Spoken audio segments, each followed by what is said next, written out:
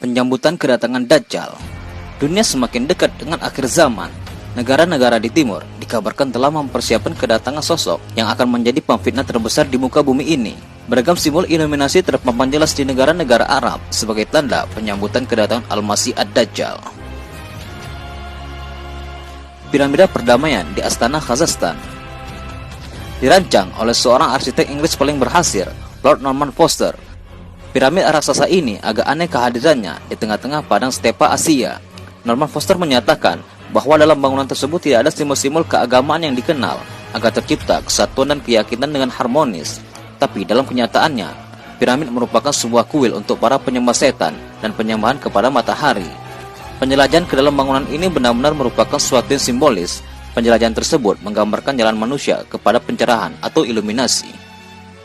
Simbol Dajjal di lambang negara Arab Saudi. Lambang Dajjal pun terlihat jelas begitu merebak di Arab Saudi. Hal ini dibuktikan dengan banyaknya lambang-lambang Dajjal di simbol kenegaraan Arab Saudi, seperti di lencana kepolisian Arab Saudi, logo Badan Urusan Haji Saudi, logo Badan Urusan Kebudayaan Saudi, logo Angkatan Militer Saudi, mata satu pada Badr Asyar, dan rompi Askar Hajj. Tugu geometri di Engineering Square di Jeddah. Letaknya di lapangan Al-Handasa, salah satu landmark ternama di kota Jeddah, dan merupakan salah satu persimpangan jalan terbesar. Di tengah-tengah alun-alun ini ada alat geometri raksasa seperti kompas, bujur derajat, segitiga, dan penggaris. Ini adalah salah satu alat geometri terbesar di dunia. Jeddah E. Monumen di Jeddah, Arab Saudi ini dikenal dengan nama Jeddah E. Bentuk monumen ini sendiri menggambarkan mata satu, yang kita kenal sebagai lambang iluminasi. Istana di Jalil Habsi. Di Jabal Habsi, terletak 12,5 km dari kota Madinah Al-Munawwarah, terdapat suatu bukit yang di puncaknya dibangun suatu gedung yang diberi nama Kingdom Palace. Masyarakat setempat menyebutnya sebagai Dajjal Palace. Sebagaimana diriwayatkan dalam sebuah Sahih Bukhari, kelak di akhir zaman Dajjal akan terus menyerang semua manusia dan semua tempat hingga sampai Dajjal di kota Madinah Al-Munawwarah. Akan tetapi, Dajjal tidak bisa masuk ke dalamnya, maka akan berguncanglah kota Madinah sebanyak 3 kali gempa.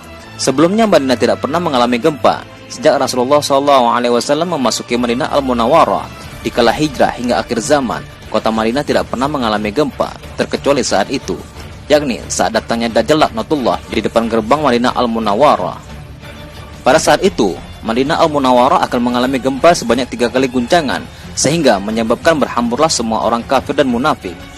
Maka berkatalah Imam Ibnu Hajar di dalam kitabnya Fathul Bahri Bisyarah Sahih Bukhari bahwa di kala itu Rasulullah mengatakan, munafik, fasik, kafir, semuanya keluar dari Madinah menuju Dajjal di sebuah bukit itu, kecuali orang-orang mukhlisin, yakni orang-orang yang mencintai Rasulullah SAW yang tidak akan bergeming dari Madinah Al-Munawwarah. Imam Ibnu Hajar menukil salah satu hadis dalam kitabnya Fathul Bahri Bisyarah Sahih Bukhari dengan sanad yang sahih bahwa Rasulullah SAW menjelaskan, Dajjal itu berkata, itu Masjid Muhammad, itu Masjid Nabawi yang harus kita kuasai. Dari kejauhan Dajjal sudah menunjuknya. Kubah hijau masjidnya Rasulullah SAW telah ditunjuk Dajjal dan berkata, itu Masjid Muhammad, itu Masjid Muhammad, kita harus sampai ke sana. Lantas Rasulullah SAW bersabda, sebagaimana riwayat Sahih Bukhari, di saat itu Madinah mempunyai 7 pintu, dan di setiap pintunya dijaga oleh 2 malaikat sehingga Dajjal tidak bisa masuk ke dalamnya. Jika kita melihat peta Madinah Al-Munawwarah saat ini, akan terlihat 7 jalan utama untuk memasuki kota Madinah Al-Munawwarah. Ketujuh jalan tersebut berasal dari Jeddah, Mekah, Rabik, Bandara, Tabuk, dan 2 lagi dari wilayah sekitarnya. Lalu siapa yang memberikan pengetahuan kepada Rasulullah SAW mengenai kota Madinah Al-Munawwarah di era modern seperti sekarang ini, hingga mengetahui ada 7 pintu jalan utama? Inilah salah satu bukti kebenaran sabda Rasulullah SAW. Dalam sebuah hadis dari Abdullah bin Syafiq dari Muhajir bin Adra, Rasulullah SAW bersabda di hadapan orang banyak, hari pembebasan, hari pembebasan, hari pembebasan, dan mengulanginya 3 kali. Lalu Rasulullah SAW ditanya oleh salah seorang sahabat, apakah hari pembebasan itu? Rasulullah menjawab, Dajjal, penipu akhir zaman. Dajjal akan datang, memanjat dan menetap di atas Jabal Habsi, melihat ke arah Madinah dan bertanya kepada para pengikutnya, adakah anda melihat istana putih itu? Itulah Masjid Muhammad. Kemudian Dajjal berusaha mendekati kota Madinah dan mencari jalan di setiap sudut, tetapi malaikat menghalanginya dengan pedang. dan Dajjal pun akan sampai ke tanah lapang Al-Jurf dan membuat kemah.